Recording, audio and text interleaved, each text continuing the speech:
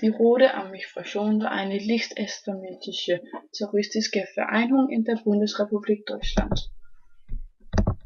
Andreas Baader, der kaufte die westdeutschen Terrorismus. Er hatte keine Universitätsausbildung als die anderen in der Gruppe. Nach dem Anschlag auf ein Kaufhaus in Frankfurt wurde er und seine Verlobte Gudrun Eisling verhaftet. Er setzte sich an mit Hilfe von Ulrike Meinhof. Ulrike Meinhof wurde früher ein Teil von Anti-Atomwaffen-Bewegung und war Redakteurin aus der venstreorientierten Zeitung Korrekt.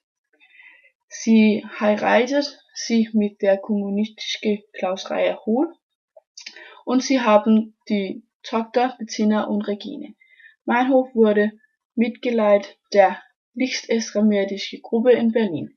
Sie hilft Andreas Baader mit Früchten vom Gefängnis. Sie macht Bankrauberei und Bombenattentaten. Sie ging ins Gefängnis, verurteilt in Jahre 1970 und 8 Jahre. Sie erhängte sich, man glaubt, dass sie gemordet war. Jan Carl Raspe war ein führendes Mitglied der ersten Generation der Rote Armee-Fraktion. Er war an 5 Bombenanschlägen mit 4 Todesopfern beteiligt, wurde 1972 verhaftet und starb 1977 durch Suizid in der Haft. Raspe wurde am Morgen des 18.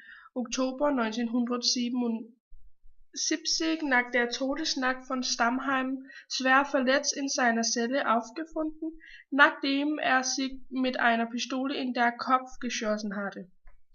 Er erlag am gleichen Tag seinen Verletzungen. Andreas Baader und Gudrun Ensslin töteten sich laut offiziellen Berichten ebenfalls selbst. Gudrun Ensslin, sie war Mitbegründerin und eines der führenden Mitglieder der Rote Armee-Fraktion, an 5 Bombenanschlägen mit 4 Todesopfern beteiligt, wurde 1972 verhaftet und starb am 18. Oktober 1977 in der Todesnacht von Stammheim. Kriegsmediziner stellten Suizid fest. Ensslin und Ulrike Meinhof planten die Befreiung Baders, die am 14. Mai 1970 stattfand.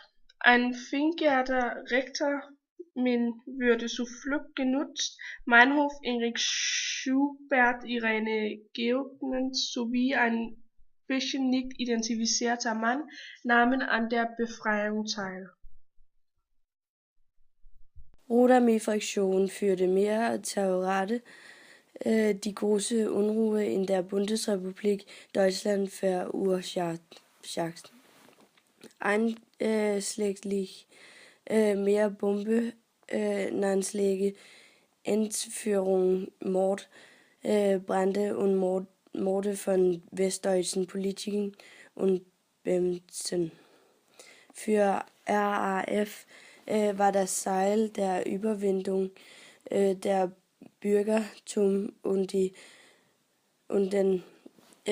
Kapitalismus durch eine kommunistische Revolution eine Realität, die umgesetzt werden könnte.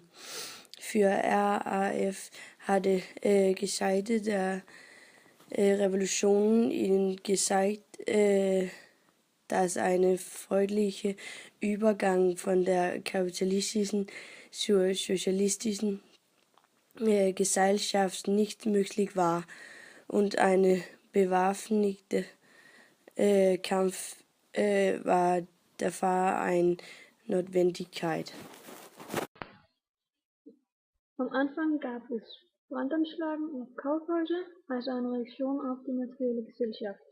Später kamen auch Bombenanschläge gegen die Polizei und die amerikanische Armee, und durch Banküberfälle verschafften sie sich Geldmittel.